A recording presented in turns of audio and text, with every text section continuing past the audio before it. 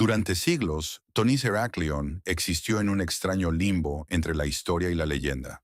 Los escritores de la antigua Grecia describieron una vasta ciudad portuaria egipcia en la desembocadura del Nilo, un lugar de templos, aduanas y mercaderes extranjeros que llegaban de todo el Mediterráneo. Heródoto la mencionó de pasada. Textos posteriores la asociaron con Heracles y Helena de Troya. Sin embargo, nadie podía señalar sus restos. En tierra no había nada, ni ruinas, ni inscripciones, ni rastro alguno de que tal ciudad hubiera existido jamás. Lo que hoy sabemos es que Tonis Heraklion fue en su día el principal puerto internacional de Egipto, y que prosperó durante siglos antes de la fundación de Alejandría, hacia el 371 a.C. Todos los barcos que entraban en el delta del Nilo estaban obligados a detenerse allí. Se recaudaban impuestos, se inspeccionaba la carga y se realizaban rituales religiosos en templos colosales dedicados a Amón y otras deidades. La ciudad se construyó sobre una red de islas, canales y puertos asentados sobre capas de arcilla y limos saturadas de agua. En algún momento entre los siglos según antes de Cristo, esos cimientos fallaron. Los estudios geológicos indican que la región sufrió repetidas perturbaciones sísmicas. Terremotos, posiblemente combinados con marejadas o inundaciones, desestabilizaron los sedimentos blandos bajo la ciudad. El terreno sufrió licuefacción del suelo, un proceso en el que la tierra sólida se comporta temporalmente como un líquido.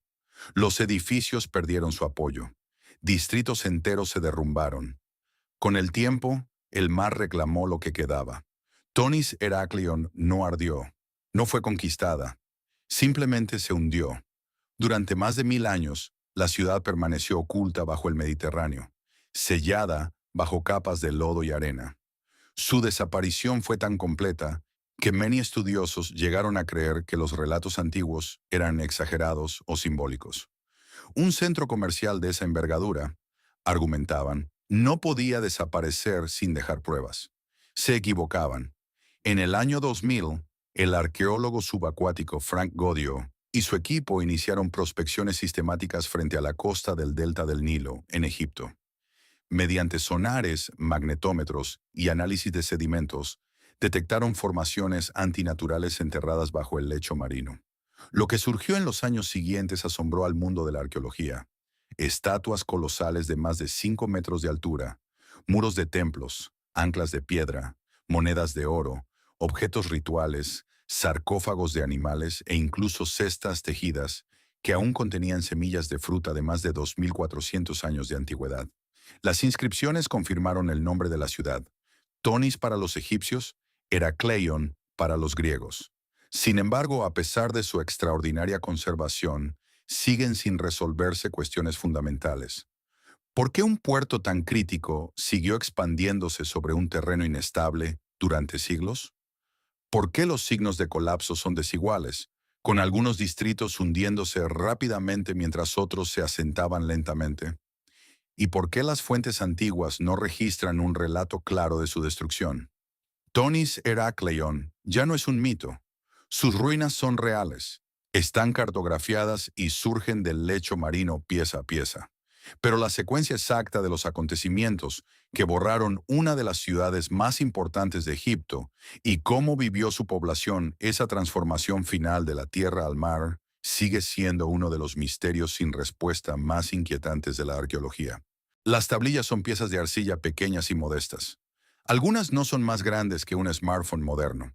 Otras son fragmentos rotos hace mucho tiempo y endurecidos por incendios accidentales. Se descubrieron en las ruinas de palacios de Creta, apiladas en almacenes, tiradas en pasillos y selladas bajo muros derrumbados. En ellas aparece una escritura que nadie vivo puede leer. El lineal A es la lengua escrita de la civilización minoica, utilizada aproximadamente entre el 1800 y el 1450 a.C., durante el apogeo de la Edad del Bronce en Creta. Los símbolos son nítidos y deliberados, dispuestos en ordenadas líneas horizontales. Se parecen tanto a otra escritura hallada en la isla, el lineal B, que los primeros arqueólogos supusieron que ambas estaban relacionadas de forma sencilla. Esa suposición resultó ser profundamente engañosa. En 1952, Michael Ventris descifró el lineal B y demostró que representaba una forma temprana de griego. Utiliza signos silábicos en lugar de letras. Una vez identificados sus valores fonéticos, miles de registros administrativos resultaron legibles de repente. Listas de mercancías, nombres de funcionarios y recuentos de inventario. Muchos investigadores creyeron que el lineal EA sería el siguiente en caer. No fue así. A pesar de compartir similitudes visuales con el lineal B, el lineal A codifica una lengua completamente distinta. Cuando los estudiosos aplican los valores fonéticos del lineal B a los símbolos del lineal A, las palabras resultantes no coinciden con el griego ni con ninguna lengua antigua conocida. La gramática se comporta de forma distinta. Las terminaciones de las palabras no concuerdan. Las secuencias repetidas se niegan a resolverse en un significado inteligible. Lo que hace que esto sea más frustrante es la cantidad de material existente. El lineal A aparece en cientos de tablillas, tablas de libación de piedra, fragmentos de cerámica y objetos rituales. Muchos textos parecen claramente administrativos, con símbolos recurrentes que sugieren números, mercancías o transacciones estandarizadas. Otros parecen religiosos y posiblemente registran ofrendas a deidades cuyos nombres aún desconocemos. Sin embargo, nada de esto se descifra. Un obstáculo importante es el contexto. Los textos en lineal A son cortos y formulaicos, y carecen de pasajes narrativos largos que pudieran revelar la gramática o la sintaxis. No se conoce ninguna inscripción bilingüe, ningún equivalente a la piedra de Rosetta, y la propia lengua minoica no dejó descendientes confirmados.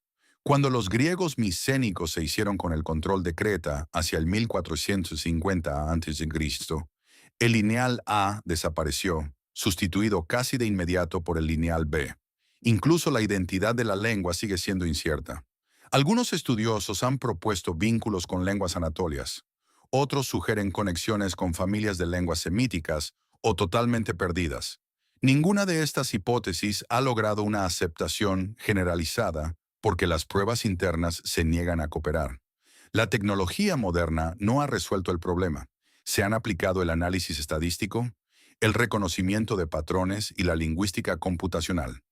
Confirman la estructura, confirman la coherencia, confirman la escritura intencionada, pero el significado sigue estando fuera de nuestro alcance. El lineal A representa la voz de la primera civilización avanzada de Europa, congelada en símbolos que podemos ver pero no comprender. Sabemos quién lo escribió. Sabemos cuándo lo usaron. Sabemos a grandes rasgos qué tipo de cosas registraban. Lo que no sabemos es qué decían. Hasta que se rompa esa barrera, los minoicos seguirán siendo, en un sentido muy real, silenciosos. Los dodecaedros romanos son lo suficientemente pequeños como para sostenerlos en una mano, pero nadie sabe por qué existen. Son objetos huecos de bronce, cada uno de ellos formado por 12 caras pentagonales planas. Cada cara contiene un orificio circular, y los orificios nunca tienen el mismo tamaño. En cada esquina hay un pequeño pomo, cuidadosamente fundido y colocado simétricamente. Se han descubierto más de 100 de estos objetos por toda Europa, desde Britania y la Galia hasta Germania y los Balcanes. Ni uno solo se ha encontrado en Italia. La datación arqueológica sitúa la mayoría de los dodecaedros romanos entre los siglos segundo y cuarto de Cristo. Suelen recuperarse en zonas militares, regiones fronterizas o tesoros enterrados, a veces junto a monedas y objetos valiosos. Algunos se han hallado en tumbas, lo que sugiere una importancia personal. Sin embargo, ningún texto, ilustración o inventario romano los menciona jamás. Para un imperio que lo documentaba casi todo, este silencio resulta sorprendente. Los objetos no muestran signos de desgaste compatibles con herramientas. Son demasiado delicados para trabajos pesados y, sin embargo, están fabricados con demasiada precisión para ser adornos casuales. Los distintos tamaños de los orificios sugieren una medición, pero ningún sistema de medición romano conocido se corresponde limpiamente con las dimensiones. Se han detectado restos de cera en un pequeño número de ejemplares, lo que ha llevado a especular que podrían haberse utilizado como candelabros. Sin embargo, esto no explica la geometría constante ni el esfuerzo invertido en su fabricación. Otros investigadores han propuesto funciones prácticas. Algunos sugieren que eran dispositivos de tejido utilizados para fabricar guantes, basándose en experimentos que producían textiles, con dedos pasando el hilo a través de agujeros opuestos. Otros sostienen que eran instrumentos de telemetría o herramientas de agrimensura, posiblemente utilizados por ingenieros romanos o unidades militares. Ninguna de estas teorías explica todos los ejemplos conocidos, y los resultados experimentales siguen siendo inconsistentes. También se ha considerado el uso religioso o ritual. Su simetría, escasez y falta de estandarización podrían indicar objetos ceremoniales, posiblemente vinculados a prácticas de cultos regionales. Pero ninguna iconografía ni inscripción vincula los dodecaedros con la religión romana, y su presencia en contextos utilitarios complica esa explicación. Un pequeño grupo marginal ha propuesto ideas mucho más especulativas, que van desde instrumentos astronómicos hasta dispositivos tecnológicos avanzados. Estas afirmaciones carecen de pruebas que las sustenten y no son aceptadas por la arqueología académica. Lo que hace que el misterio sea fascinante no es la especulación exótica, sino la ausencia de respuestas fiables. Cada dodecaedro romano sigue el mismo diseño básico, pero no hay dos idénticos. Está claro que eran significativos para quienes los fabricaron, lo bastante valiosos como para fundirlos en bronce, y lo bastante importantes como para guardarlos o enterrarlos. Aún así, su propósito se desvaneció con las personas que los comprendían. No son juguetes, no son arte aleatorio, son objetos deliberados de una civilización sumamente organizada que olvidó decirnos para qué servían. Y casi 2000 años después, esa omisión sigue sin explicación. En las altas mesetas del norte de Laos, enormes vasijas de piedra surgen de la hierba como si hubieran sido colocadas allí deliberadamente y luego abandonadas. Están talladas en arenisca, piedra caliza y granito, y algunas miden casi 3 metros de altura y pesan varias toneladas. Hay miles de ellas dispersas por el paisaje, dispuestas en grupos que van desde una sola vasija hasta campos que contienen cientos. Sus superficies están desgastadas, agrietadas y cubiertas de líquenes.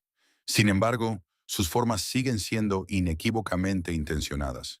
Estos objetos datan de la Edad del Hierro, y análisis científicos recientes sugieren que al menos algunos fueron tallados ya en el 1240 a.C. Eso ya plantea preguntas inmediatas, porque los restos humanos hallados en las cercanías son significativamente más recientes. Las vasijas parecen ser anteriores a los entierros, lo que significa que no se crearon específicamente para los muertos cuyos huesos aparecieron más tarde a su alrededor. La leyenda local ofrece una explicación sencilla. Según la tradición oral, las vasijas eran recipientes de bebida utilizados por gigantes que antaño gobernaron la región, celebrando la victoria con vino de arroz. Los arqueólogos, sin embargo, han seguido una teoría más comedida.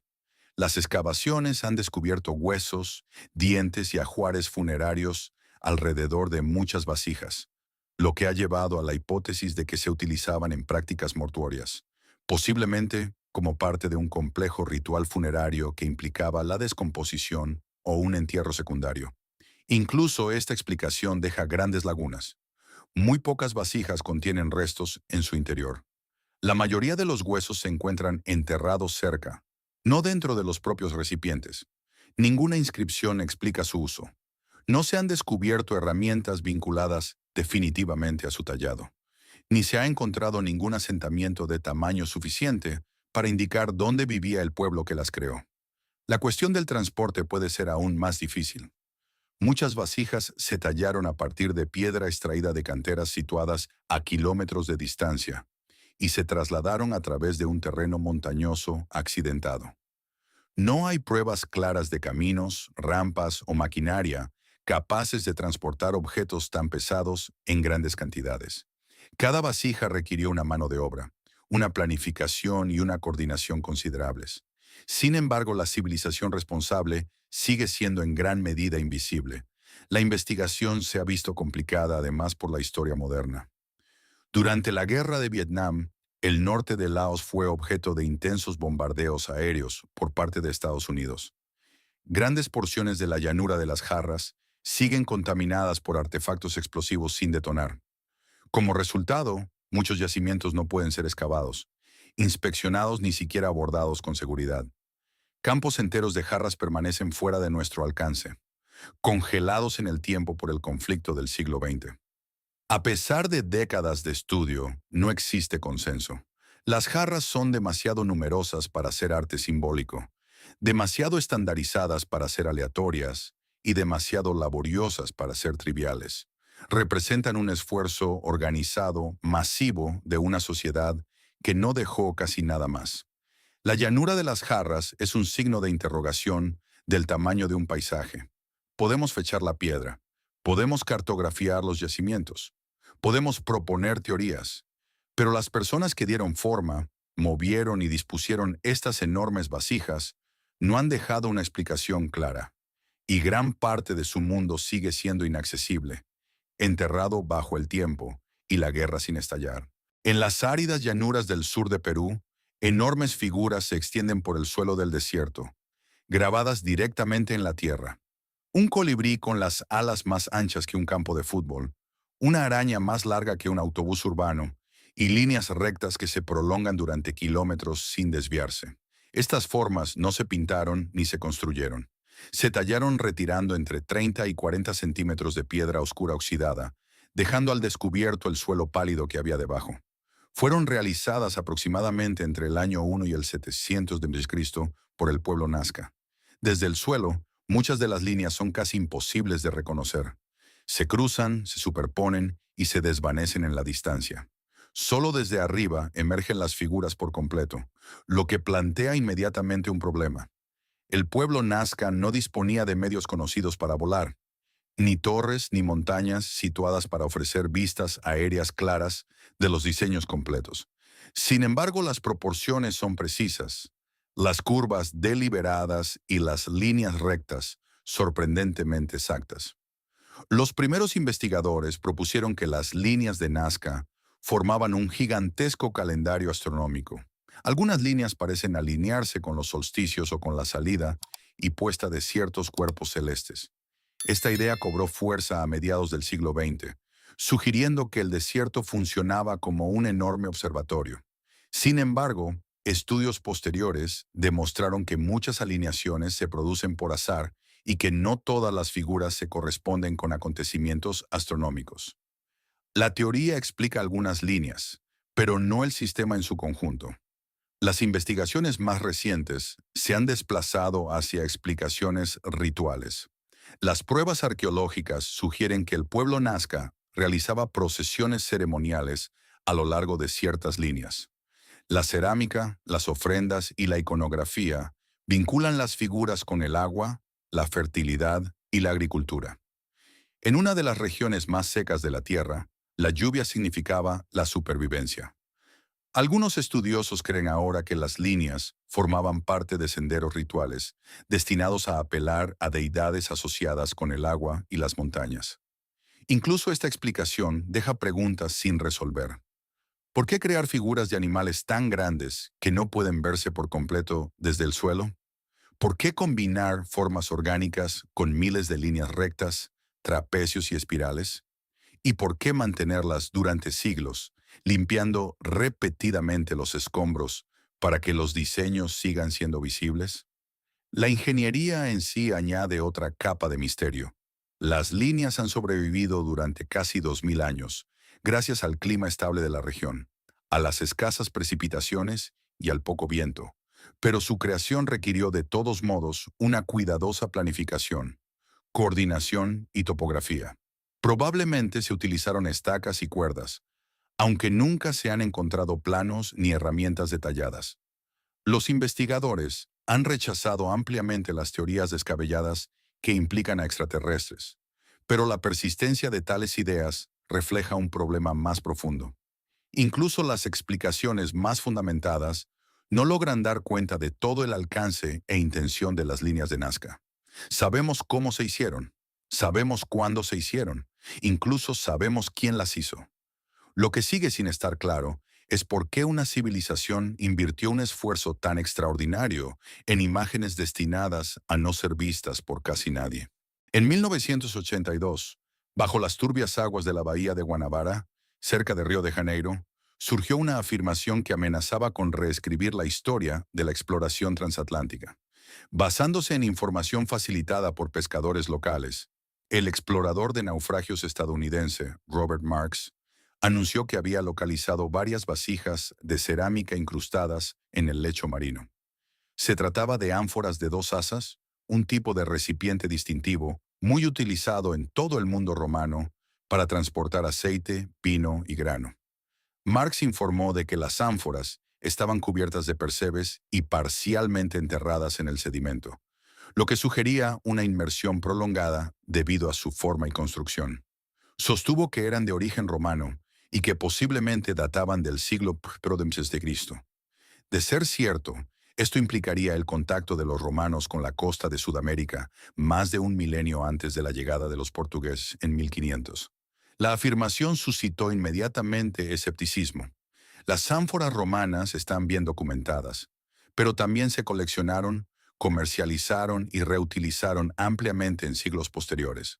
Los críticos señalaron que, sin una excavación controlada, documentación estratigráfica o análisis de laboratorio, los objetos no podían fecharse de forma fiable. Las ánforas podrían haber sido transportadas a Brasil en tiempos modernos, como lastre o incluso ser réplicas desechadas. Antes de que pudiera llevarse a cabo una investigación más profunda, la situación se agravó. El gobierno brasileño acusó a Marx de retirada no autorizada de artefactos y le prohibió la entrada en el país. Se detuvo la exploración submarina en la zona y se cerró el yacimiento a investigadores independientes. Marx respondió públicamente, alegando que la Marina brasileña vertió deliberadamente sedimentos sobre el lugar para evitar el escrutinio internacional y las implicaciones históricas de un descubrimiento romano. Nunca se ha llevado a cabo un estudio arqueológico exhaustivo del supuesto emplazamiento. Las ánforas no se sometieron a análisis por expertos y no se documentaron materiales romanos asociados, como maderas de barcos, herramientas, inscripciones o cargamentos adicionales. Sin pruebas contextuales, los objetos por sí solos no pueden establecer la presencia romana. Los historiadores y arqueólogos académicos no están convencidos. No existen pruebas creíbles de barcos romanos capaces de realizar travesías atlánticas sostenidas hacia las Américas, y ningún registro romano sugiere viajes más allá del Atlántico Oriental. El comercio marítimo romano conocido era extenso, pero se limitaba a Europa, el norte de África y partes de Asia. Sin embargo, la controversia persiste porque el caso nunca se resolvió mediante un estudio adecuado. Los artefactos no fueron desmentidos de forma concluyente, ni fueron verificados debidamente. La intervención política, las acusaciones de mala conducta y la restricción de acceso dejaron la cuestión en suspenso, en lugar de respondida. Hoy la bahía de Guanabara ocupa un lugar incómodo entre la especulación y el rechazo. La idea de un contacto romano con Brasil sigue sin estar demostrada y carece del apoyo de los estándares arqueológicos aceptados. Pero la ausencia de una investigación definitiva garantiza que la afirmación, por improbable que sea, nunca haya quedado totalmente zanjada. Cleopatra Sevigny es una de las gobernantes más famosas de la historia. Su vida está crónicamente detallada, hija de la dinastía ptolemaica, sus alianzas con Julio César y más tarde con Marco Antonio, sus maniobras políticas y su dramática muerte en el año 30 a.C. Sin embargo, a pesar de todo lo que se sabe sobre su vida, una de las preguntas más fundamentales sigue sin respuesta. ¿Dónde fue enterrada? Las fuentes antiguas sugieren que Cleopatra y Marco Antonio fueron sepultados juntos, de acuerdo con las tradiciones reales y románticas egipcias. Habían muerto tras la derrota en la batalla de Actium, y el lugar de descanso final de Cleopatra pretendía honrar tanto su estatus como su perdurable unión. Pero a pesar de siglos de búsqueda, nunca se ha confirmado ninguna tumba. Alejandría, su capital y el centro cultural del mundo mediterráneo, es una candidata obvia. Fue una ciudad próspera de templos, palacios y monumentos durante su reinado, y albergó las necrópolis dinásticas de los Ptolomeos. Los arqueólogos creen que una tumba real podría haber estado ubicada dentro de uno de los complejos de templos de la ciudad. Pero gran parte de la antigua Alejandría ha quedado sumergida o destruida por terremotos, tsunamis y siglos de desarrollo urbano. En particular, el devastador tsunami del año 365 d.C. remodeló la costa, hundiendo grandes porciones de la ciudad bajo el Mediterráneo. Cualquier tumba dentro de los límites de la ciudad antigua pudo ser reclamada por el mar, dejando tras de sí fragmentos o nada en absoluto. Otras teorías apuntan a yacimientos en el delta del Nilo, posiblemente templos dedicados a Isis y Osiris. Cleopatra se identificaba con Isis, la diosa de la vida y la magia, mientras que Marco Antonio se asociaba con Osiris, el dios del más allá. Si la pareja eligió alinear su entierro con estas deidades, su tumba podría haber estado situada en un recinto religioso hoy perdido u oculto bajo siglos de sedimentos, agricultura o construcciones modernas. Las pruebas son escasas y aún no ha sido posible realizar una exploración arqueológica definitiva. En las excavaciones se han descubierto ocasionalmente objetos y fragmentos que sugieren prácticas de entierro real, pero ninguno puede vincularse de forma concluyente con Cleopatra o Antonio. Monedas, inscripciones y restos de arquitectura palaciega aportan pistas, pero la tumba en sí sigue siendo esquiva. El misterio del lugar de descanso final de Cleopatra se une a otras legendarias tumbas perdidas de la historia. Los lugares de enterramiento de Alejandro Magno, cuyo mausoleo desapareció bajo capas de construcciones urbanas, y de Genghis Khan, cuyo lugar de descanso fue ocultado deliberadamente, comparten la misma intriga. En cada caso, la historia, la leyenda y las catástrofes naturales se combinaron para borrar los rastros físicos de figuras cuyas vidas, por lo demás, están bien documentadas.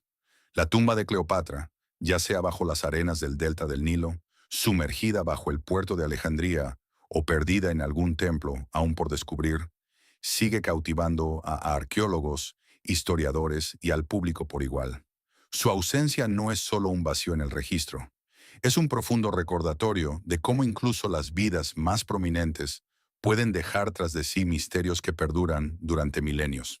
Bajo las aguas turquesas de la isla japonesa de Yonaguni se encuentra una formación que ha cautivado a arqueólogos, buceadores y curiosos por igual. La estructura se extiende al menos 50 metros de largo y 20 metros de ancho, y sus terrazas descienden en marcados escalones geométricos que recuerdan a una pirámide o un zigurat. Planos lisos se cruzan en ángulos rectos casi perfectos. Escaleras, repisas y salientes parecen haber sido tallados cuidadosamente. Sin embargo, todo el yacimiento está sumergido, a una profundidad de entre 15 y 25 metros bajo la superficie. Su descubrimiento a principios de la década de 1980 desencadenó un debate que sigue dividiendo a los expertos hoy en día. Algunos investigadores proponen que el monumento de Yonaguni representa los restos de una civilización perdida. Según esta teoría, la estructura es anterior a la historia registrada de Japón, y quizá se remonte incluso al final de la última glaciación, hace unos 10.000 años, cuando el nivel del mar era significativamente más bajo. Sus bordes afilados, terrazas y aparente simetría sugieren una conformación deliberada por manos humanas. Ciertos patrones en las superficies de la roca, como canales, tallas que parecen terrazas y formaciones que recuerdan a carreteras o muros, se han interpretado como elementos arquitectónicos. Los partidarios de esta idea sostienen que Yonaguni podría ser la prueba de una sociedad prehistórica avanzada, hoy totalmente sumergida por la subida de los océanos. Los escépticos, sin embargo, insisten en que la formación es totalmente natural. Argumentan que los ángulos agudos y las terrazas son el resultado de la actividad tectónica, la fractura y la erosión en roca sedimentaria. La región se encuentra sobre fallas activas y los terremotos, junto con las corrientes oceánicas y la inmersión repetida, podrían tallar de forma verosímil planos lisos y estructuras en ángulo recto. Señalan que, aunque ciertos rasgos parecen arquitectónicos, podrían formarse fácilmente mediante procesos naturales, un fenómeno conocido como pseudoarqueología cuando se malinterpreta como construcción humana. Los buceadores han informado de otros elementos intrigantes en el lecho marino circundante. rocas dispuestas según patrones, bloques de piedra que parecen colocados intencionadamente y formaciones inusuales que sugieren senderos. Algunos afirman ver marcas tenues que parecen tallas, mientras que otros sostienen que no son más que erosión y sombras que juegan malas pasadas bajo la luz submarina. La datación por carbono y el análisis de sedimentos aún no han aportado pruebas definitivas de la intervención humana, por lo que el origen del lugar sigue sin resolverse, ya sea natural o artificial. El monumento de Yonaguni desafía las suposiciones sobre la capacidad humana primitiva y nuestra comprensión de la historia prehistórica. Su existencia plantea interrogantes sobre el aumento del nivel del mar, las civilizaciones olvidadas y la posibilidad de asentamientos humanos en zonas hoy sumergidas. La pirámide submarina de Japón sigue atrayendo a buceadores, investigadores y entusiastas en busca de respuestas, erigiéndose como un enigma silencioso bajo las olas. Más que una simple curiosidad, el monumento encarna una incertidumbre fascinante. Es o bien la obra notable de una civilización desconocida, o bien una de las creaciones más precisas y desconcertantes de la naturaleza. En cualquier caso, sigue siendo uno de los misterios submarinos más cautivadores del mundo. Encaramada sobre la ciudad de Cusco, corazón del imperio inca, se alza una estructura monumental que ha fascinado a historiadores, arqueólogos e ingenieros durante siglos. Sacsayhuamán no es un palacio, ni un templo en el sentido convencional, sino un vasto complejo de piedras talladas con precisión que forman terrazas, muros y recintos que desafían cualquier explicación sencilla. Los primeros cronistas españoles supusieron que era una fortaleza diseñada para proteger la ciudad situada abajo. Investigaciones posteriores sugirieron un propósito más ceremonial, tal vez como lugar para procesiones religiosas u observaciones astronómicas. Independientemente de su función, la maestría arquitectónica es innegable. Lo que hace que Sacsayhuamán sea notable es la precisión de su cantería. Los muros están compuestos por bloques enormes, algunos de los cuales pesan más de 100 toneladas. Sin embargo, cada piedra encaja a la perfección con sus vecinas, con una exactitud asombrosa. No hay mortero que las mantenga unidas. Los huecos entre las piedras suelen ser de menos de 1 milímetro, y las superficies se alinean perfectamente, creando muros que han resistido siglos de terremotos que devastaron los edificios cercanos. Las formas irregulares de las piedras no hacen sino aumentar el misterio.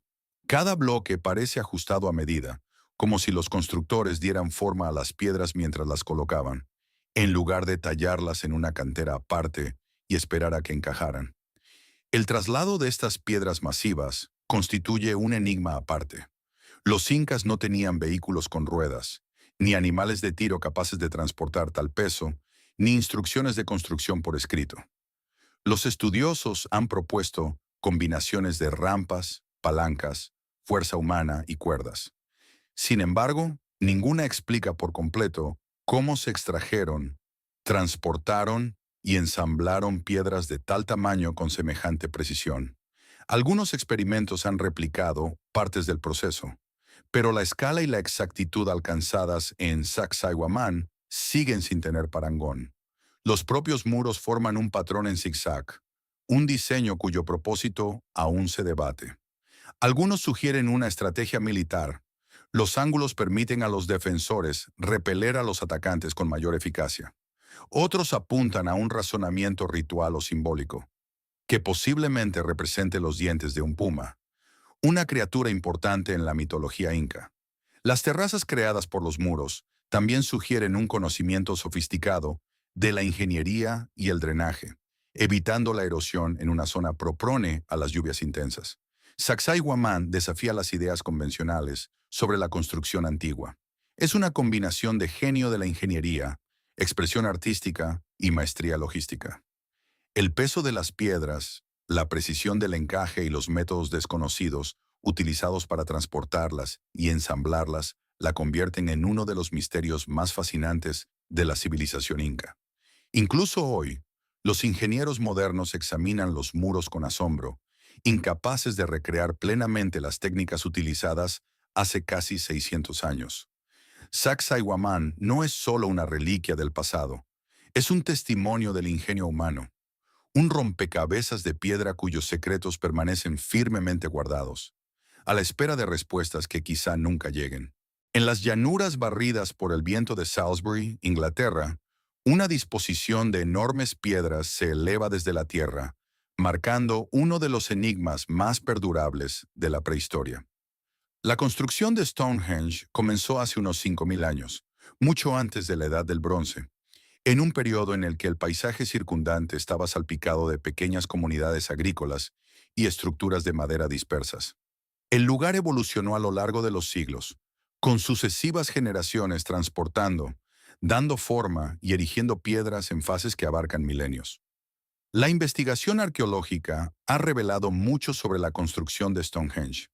Las piedras sarsen más grandes, algunas de ellas de más de 25 toneladas, se extrajeron en canteras situadas a unos 32 kilómetros al norte. Mientras tanto, las piedras azules más pequeñas, que pesaban entre 2 y 5 toneladas cada una, procedían de las colinas de Preseli, en el suroeste de Gales, a casi 240 kilómetros de distancia. ¿Cómo transportaron los hombres del Neolítico estas piedras a semejantes distancias sigue siendo una incógnita? Los experimentos sugieren que pudo utilizarse una combinación de rodillos, trineos y vías fluviales, pero ningún método explica totalmente la escala y la precisión logradas. Las excavaciones y los análisis de isótopos confirman que Stonehenge también funcionó como lugar de enterramiento. Los restos incinerados que datan de las fases más tempranas de la construcción sugieren que allí se sepultaba a individuos de gran relevancia social o ritual. Los ajuares funerarios son escasos, pero la presencia de restos humanos indica que la muerte y el recuerdo desempeñaron un papel en el propósito del monumento.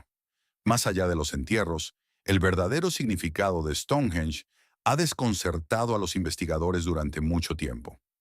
La disposición de las piedras se alinea con acontecimientos solares como los solsticios de verano e invierno, lo que implica una función astronómica, posiblemente para marcar el paso de las estaciones o guiar los ciclos agrícolas. Algunos antropólogos han propuesto usos ceremoniales o religiosos, incluidos ritos relacionados con el culto a los antepasados o la fertilidad. Otros sugieren que el lugar pudo tener un significado terapéutico y que la gente viajaba a Stonehenge en busca de curación, atraída posiblemente por las propias piedras o por los rituales que se celebraban entre ellas. A pesar de siglos de estudio, siguen existiendo preguntas fundamentales. ¿Por qué se eligieron estas piedras en concreto y se extrajeron de regiones lejanas? ¿Qué inspiró las precisas formaciones circulares y en herradura? ¿Cómo coordinó una sociedad sin lenguaje escrito una construcción tan compleja a lo largo de generaciones? Incluso hoy, los estudios modernos detectan rasgos sutiles, agujeros para postes, fosas y disposiciones de piedras más pequeñas, que apuntan a funciones aún por comprender plenamente. Stonehenge es un testimonio del ingenio humano y de la expresión ritual, un registro físico de la vida neolítica que sigue inspirando asombro. Sus piedras han sido estudiadas, cartografiadas y analizadas. Sin embargo, su propósito elude una explicación completa.